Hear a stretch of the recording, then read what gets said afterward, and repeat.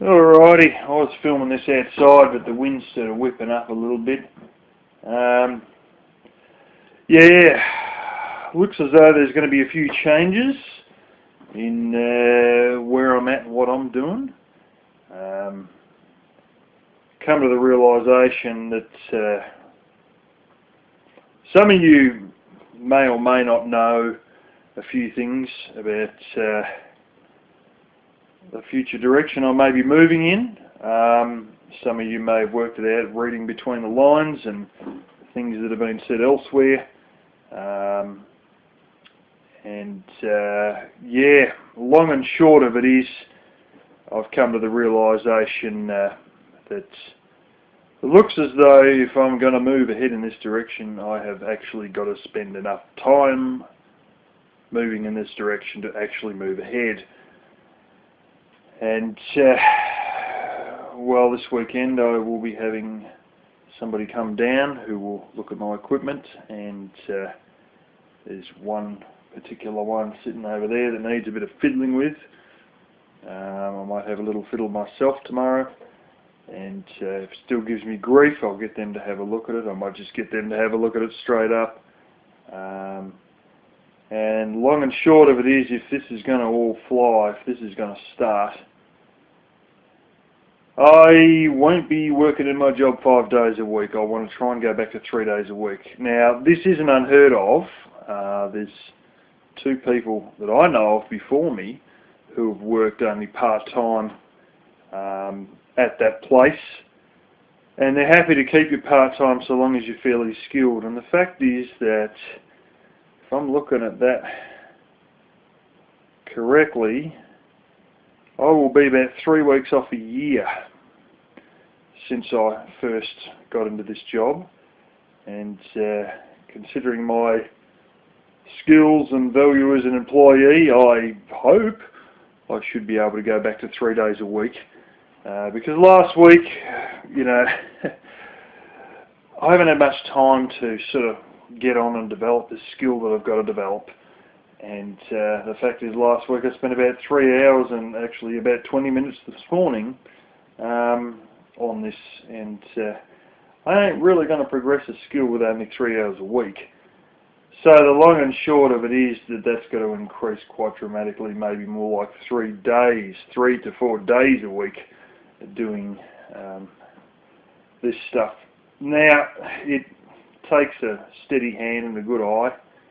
And because I've had a steady hand and a good eye driving forklifts for years and renovating houses and pissing around, I have taken to this skill like a duck to water and come out with some brilliant results for my first attempts that most people, in most cases, would expect to be fairly shit. Mine have come up better than shit.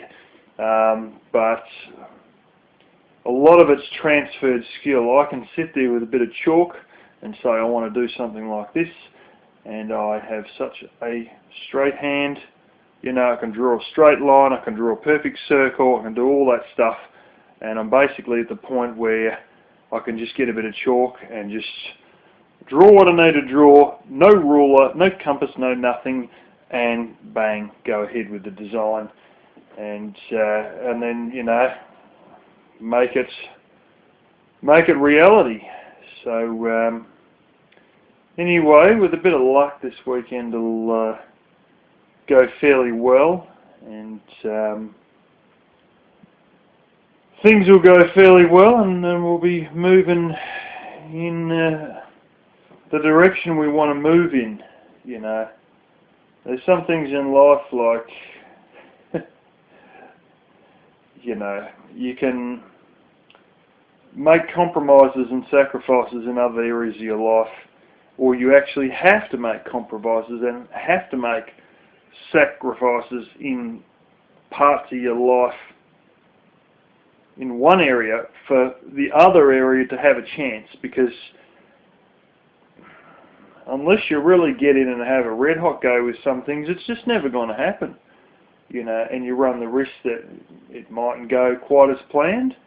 But you know, that's in every adventure, in every attempt to become better than you've been before, there is always a risk of failure. And I think if, we keep our eye on the ball here, it'll be quite successful. I also have to do a couple of things around here, like one that I've always been talking about for ages, and that is get the toilet system sorted, and we're basically going to get a whole new one built. And out there where I have my clothes hanging on the clothes rack, and there's a great big bunch of lemon verbena, you should be able to see it there. It's good stuff to make tea out of that. That's just across from there is probably where I'm going to set up the new toilet. So I've actually got, well, I wouldn't say it's indoor plumbing, but at least it's a veranda toilet, not go and walk out down there. And there's a number of other things. The laundry roof's turning to shit. Bloody polycarbonate. It's not full length, it's only part length. And, well, you can put screws in here and there and rivet this and that, and it still doesn't necessarily work out, so I'm going to have to buy some more of that. And there's a few other bits and bobs that I need to do. And, yeah, one of them would be to sort of clean all this random shit off the front yard that's been there for donkey's ages. And I've got a place for sheet metal, and all that should go to sheet metal, and half rotten old chipboard table, that should just go gone. And, sort of fix up a few bits and pieces, and I might need to have a bit of a clean out in the veranda and a few other things. But yeah, I think that's where we're headed. It's when I was at the vineyard, the piggery, that was only about 3 days a week, and I survived fine. And this, I think, slightly higher pay where I am now, and I'll survive fine on 3 days a week here as well. The reality of the situation is that I first started getting silver and was buying silver with the money I had left over while only working 3 days a week at the piggery. You couldn't make this shit up. Who do you know can work 3 days a week and have a reasonable amount of cash left over? Very few people. But when you're a single male with no real, dependence, you can do this.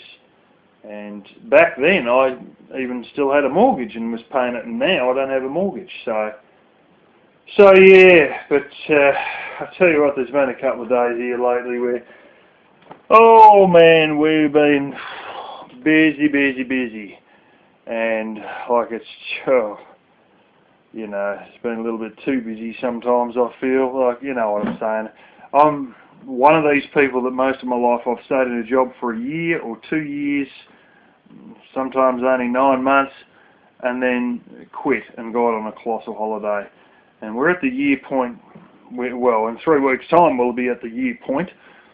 And, yeah, I don't really want to throw a job in and go on a colossal holiday, because I know the run of this place, and, they like me there, and blah, blah, and, but, oh man, there's some days she all gets a bit of a huff, and, like, I've been waking up every day, 4:45 a.m. You mean, this morning it was, thanks to a cat catching a mouse, it was actually 3:36 a.m., and it's, and here I am now, it's 6:45 or something like that. This is the thing, you just get up so damn early sometimes, it's just a little bit too early, and yeah.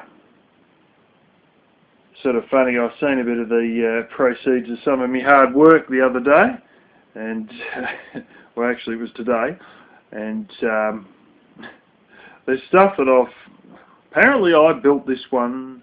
I can't completely remember building this one.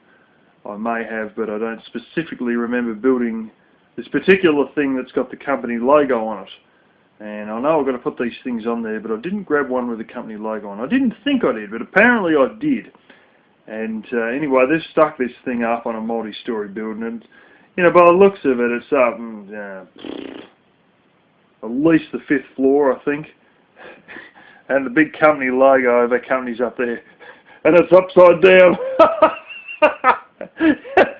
So I said, oh, one of the guys in there who's sort of like second in charge said to me, oh, we should have our logo and, put it up there so people can see our logo. Yeah, but I don't know how many men on the street need, stuff that's used for building skyscrapers, But anyway, this thing went up there and he got his wish, but it's upside down.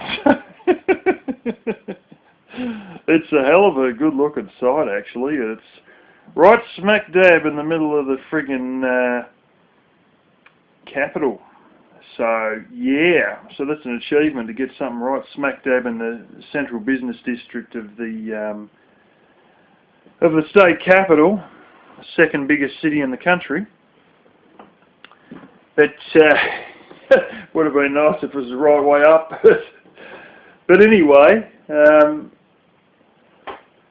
yeah, that's the way it goes. It's one of these things like this job, you get your bad days and you get your easy days. It's like all jobs, I suppose. And, there's times where the heat's on and times when things cool off. But,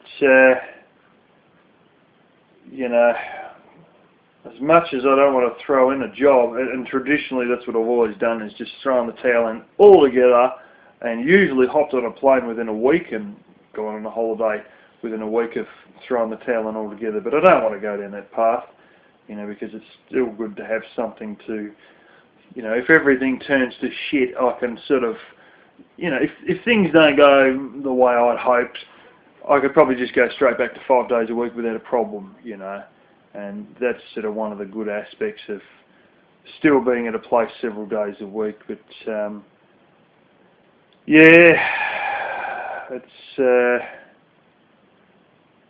going to be a bit of an interesting ride, going on the ride I'm going on, and we'll see how it goes for us all. And it's going to be very different. It's an area where traditionally men really haven't stepped.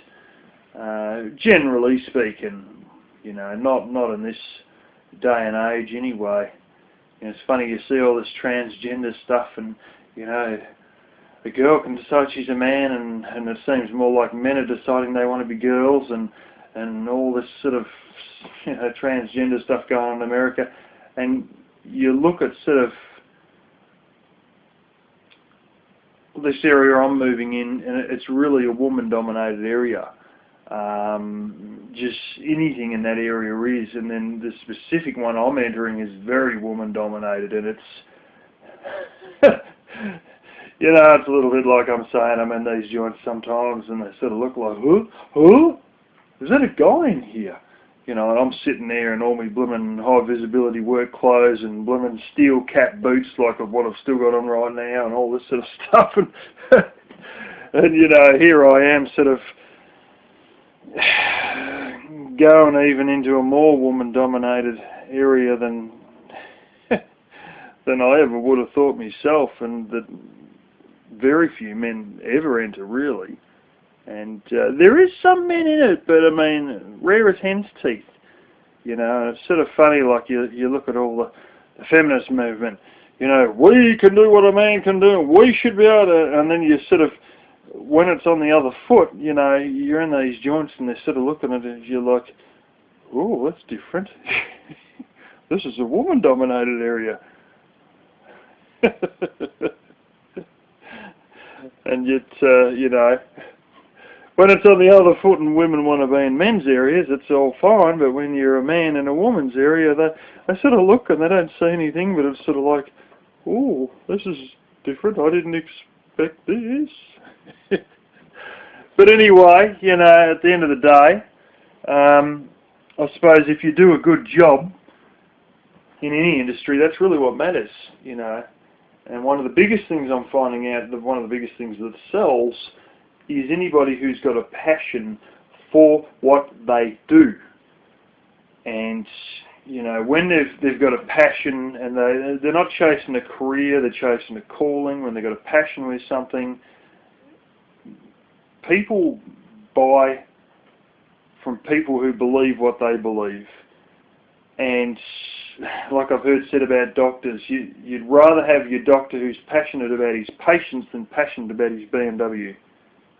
You would, wouldn't you? You know, and when people are passionate about their job, that's the main, you know, they actually give a shit about doing it right. You know, and there's a particular person I went to a couple of weeks ago to help me with something that I'm looking right at now, and the dude had a real passion for it, which is far better than the one that my sister had used, which doesn't have a passion and costs you $80 an hour. And I went with this guy and we fiddled and farted around for an hour and a half, and we talked, and he was happy and enthusiastic, and it charged me $40. My sister could hardly believe it, and he's done quite a bit of stuff while we're there. But yeah, I think that's Simon Sinek. If you ever watch him, Simon space Sinek, and he's the inventor of what they call the golden circle. Start with why, and yeah, he really nails that why people buy, and it's more about people buy from, you know, people that believe what they believe, and you know, people who have a passion in a certain area, not just people that are selling a product, but people that have a real drive, motivation and passion because they know it's going to be done and done properly. And they sort of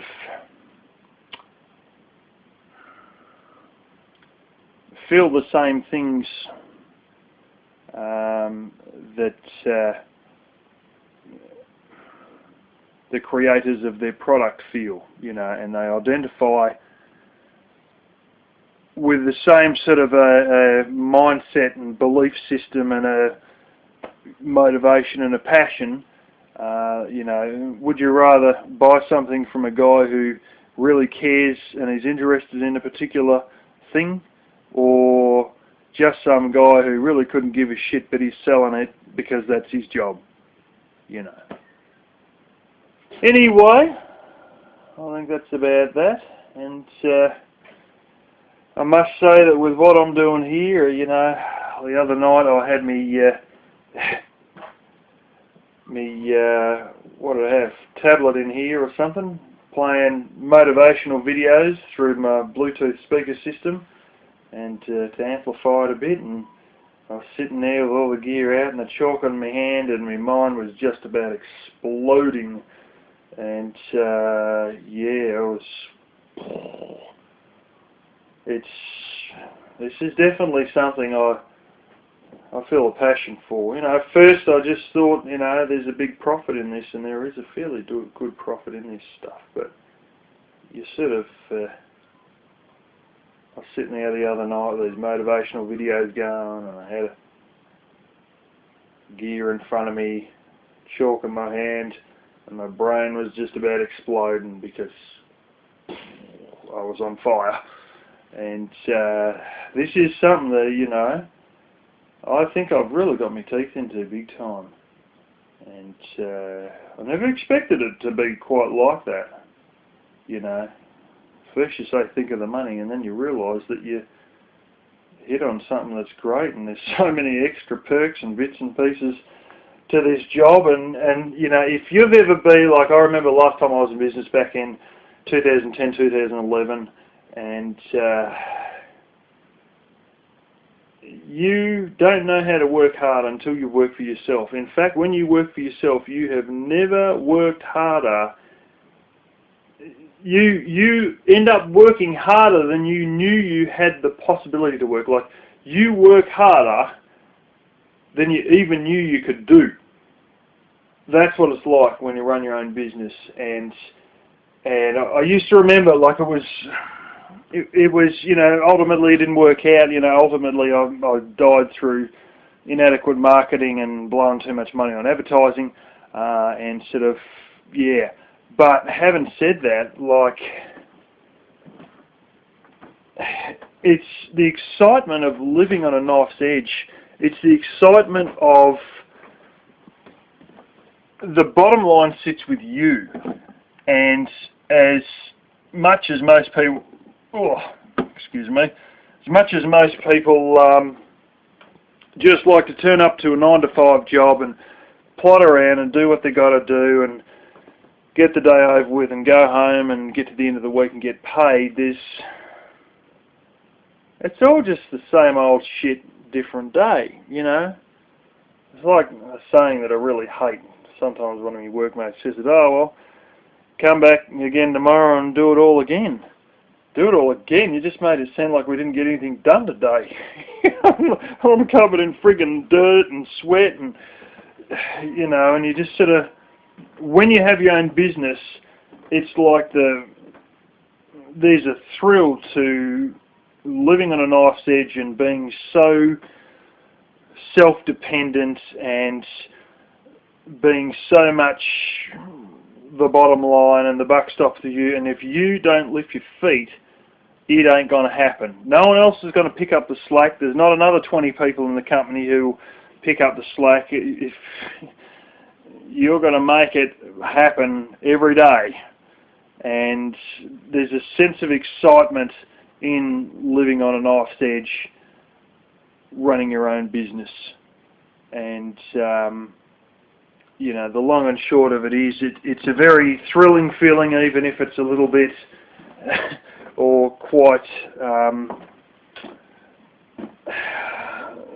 you know, self-dependent and in some ways, you know, risky and unstable. But it's a hell of a thrill, you know. But I don't have to get straight back into the thrill of going broke like I did last time. And, you know, while I had this joint, I got to the point of, you know, I was just too low on money to really continue on with the previous business. But, yeah, anyway, it's just a few thoughts on it all.